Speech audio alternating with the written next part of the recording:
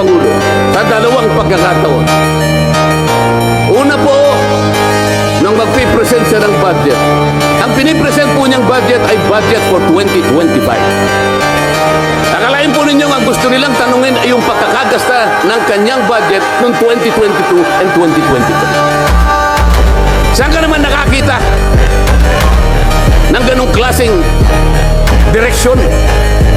2025 ang dapat pag-usapan, ang kanilang pilit na itinatanong ay paggamit o paggasta niya noong 2022 at 2023.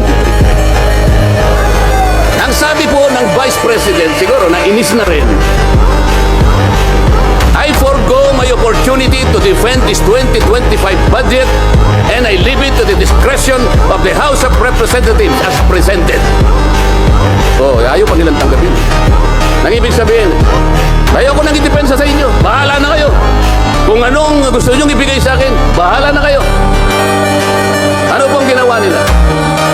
Hindi. Kinakailangang masagutin mo lahat ito. Walang exempted dito.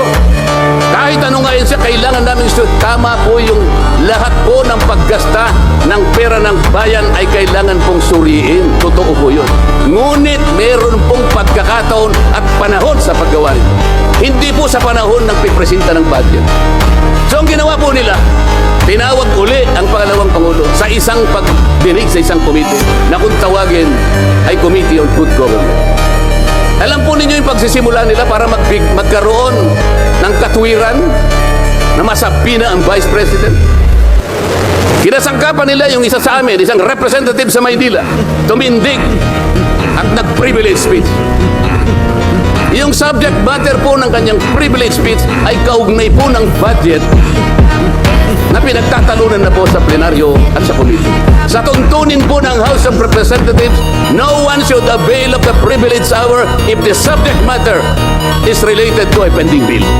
Nando na po yung bill sa baba, pinagsalita pa po yung isa. Nung banggitin ko po ito, nire-raise ko po, sabi ko wala pong katwiran ito. Kailangan po tindigan ninyo, sundin ninyo ang ating tuntunin. Kapag hindi tayo sumunod sa ating tuntunin, sinong maniniwala sa atin na tayo may karapatang gumawa ng batas para sa ikabubuti ng ating bansa? Ang sabi po ng chairman, noted. Saan ka naman nakakita ng ganun? Ang House of Representatives ay lugar ng pagdidebate. Doon masusuri kung sino ang may katwiran. Kung hindi